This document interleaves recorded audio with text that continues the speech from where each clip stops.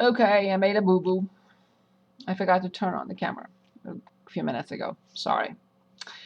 Okay, so x equals 0 represents 1990, which means 2020 represents x equals 30, and x equals 35. Now, what I would like you to understand is the following. So 30 and 35 are outside of our range. Range does not mean the y values. I'm talking about the range of x values. So x values are between 0 and 21. Now they're asking us to predict in year 30 and 35. And I will say to anybody, I will use the linear regression line determined only if you guarantee that the model still holds.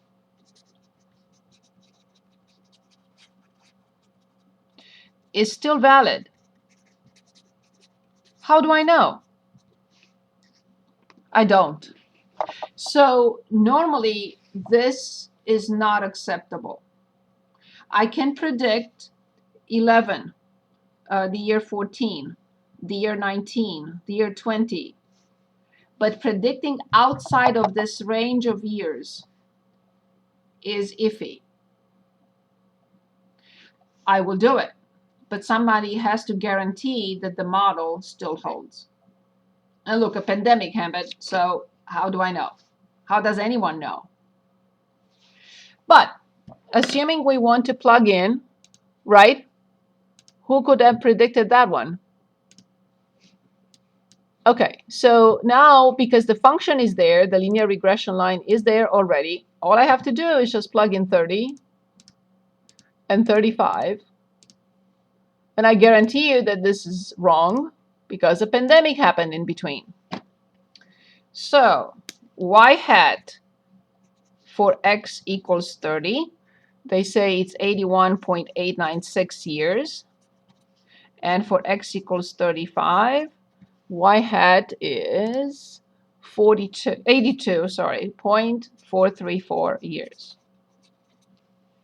So predicting outside of the range of data, of the data where we were given, is iffy. Only if we know for sure or somebody guarantees that the model still holds. Who knows? That's it. That's all I'm asking you to do in 6.4. The reason why this is here is because it deals with two variables. Where am I? I'm here. It deals with two variables, and it uses calculus to determine the minimum residuals, the minimum error. This is the line of best fit.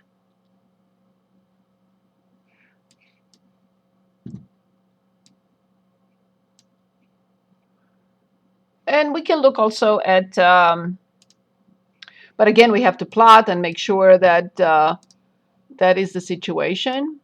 We also have quadratic regression, cubic regression, linear natural log regression. They're all the same as long as the data fits. So you have to plot the data and see how it looks. So if it looks, if the data set, the ordered pairs, the scatter plot, if the scatter plot looks like this, for example,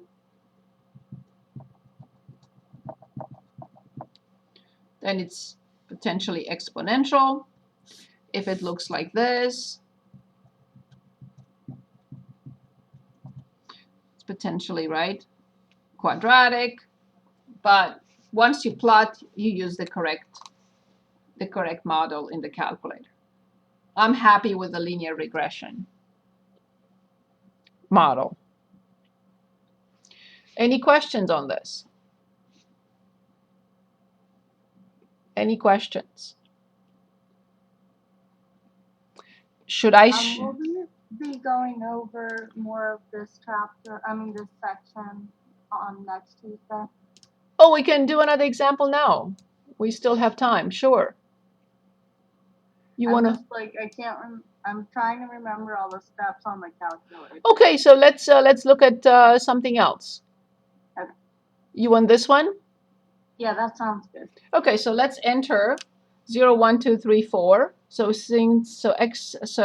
x equals 0 represents 2009, and then 0, 1, 2, 3, 4, and 73.18, 76.47, 77.36, 79.09, and 81.54. So let's enter the data.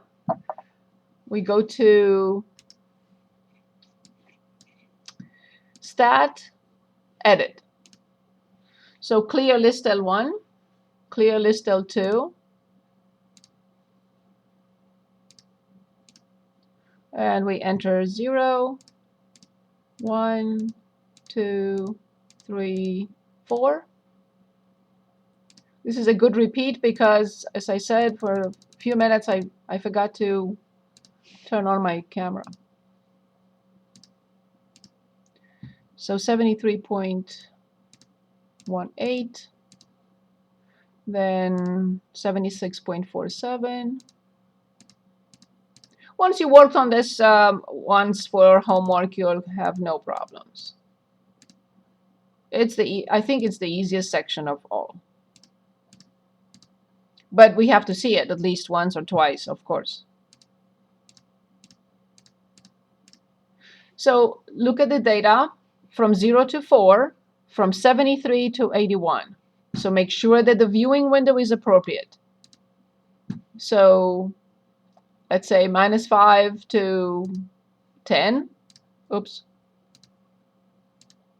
With a scale of 5 to, doesn't matter. Y minimum 60, fine. Y maximum 90, that's still okay. Go and make sure that you remove this function that we had, the linear. Sorry, a quick question. What does it mean by the X scale? Like on the... Oh, yes. Okay, so these are these ticks. Are they every 5, 5, 5? Or are they every 2, 2, 2 units? 2, 2, 2, 2. So that's the scale. That makes sense. Thank you, because I've Sure. never known.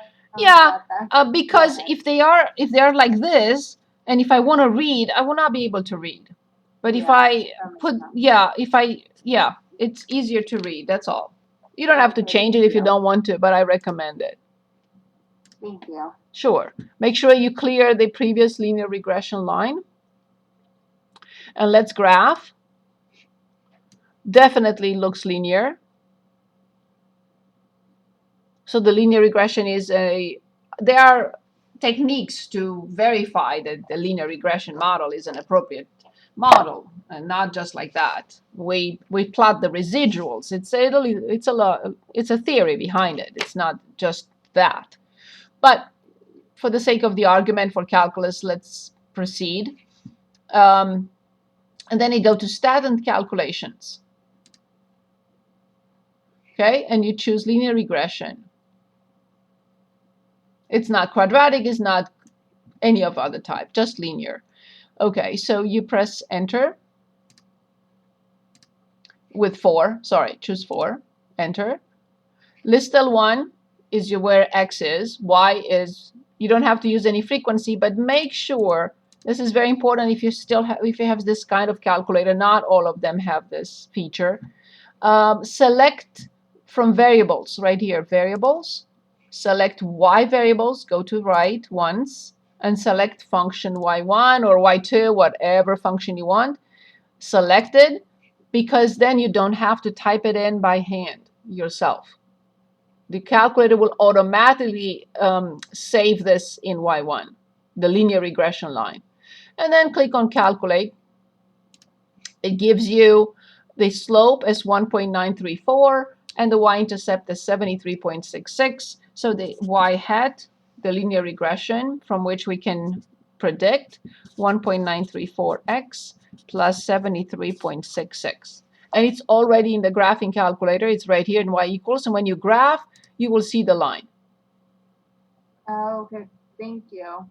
Is that I better? think I got it. Yeah, I think I have it now. I'm gonna definitely have to do it by myself once. Right. And then we are Right. asked to determine 2020 and 2025, and you simply go to, so 2020 and 2025. So 2009, so that's 11. So x equals 11, and x equals, I think, 16.